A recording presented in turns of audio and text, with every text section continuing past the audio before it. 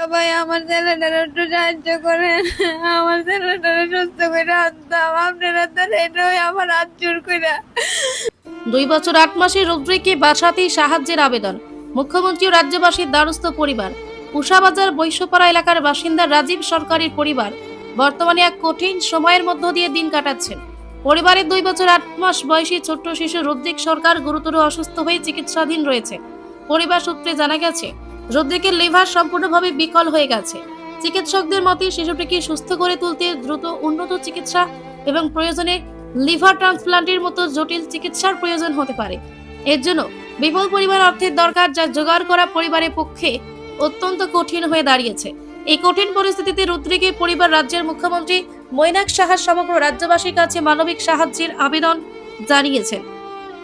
পরিবারের একটাই আকুতি, সকলের সামান্য সহযোগিতা ও আশীর্বাদে হয়তো নতুন জীবন ফিরে পেতে পারে ছোট্ট রুদ্রিক।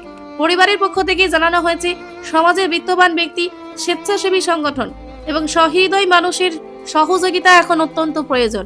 রাজ্যবাসীর কাছে তাদের আবেদন, মানবিকতার হাত বাড়িয়ে ছোট্ট রুদ্রিকের পাশে দাঁড়ান। এবার সবার সামান্য সাহায্যই হতে পারে রুদ্রিকের নতুন জীবনের আশার আলো। সবার কাছে সাহায্য চাইতেছি, সবাই আমার একটু সাহায্য করব। আমার তো ক্ষমতা নাই, আমি এত টাকা খরচা করে আমার ছেলেরা বালা করে আনতাম, আর আমি গরিব মানুষ, আমি কাঠমিস্ত্রি কাজ করে খাই।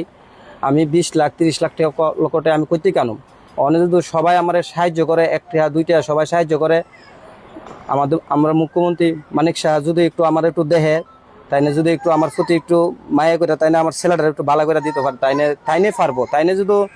তাইনের দৃষ্টিতে যদি আমার কথাগুলো গিয়ে ফসে, তাইনে অবশ্যই পারবো আমার ছেলেটারা একটু সহযোগিতা করতো। আর সব মানুষের কাছে আমার জোরাত, আমার ছেলেটারা আপনারা সহযোগিতা করুন। আপনারা 2 টাকা 1 টাকা দিলে আপনারা কিচ্ছু হইতো না, আপনারা 2 টাকা 1 টাকা দ্বারাতেই আমার ফুটটা আমি বালা করে আনতে পারুম। এটাই আমার সবার কাছে চাওয়া, আমার আর কিছু চাওয়ার নাই। আমার ছেলেটারে বালা করতাম, এটাই আমার চাওয়া।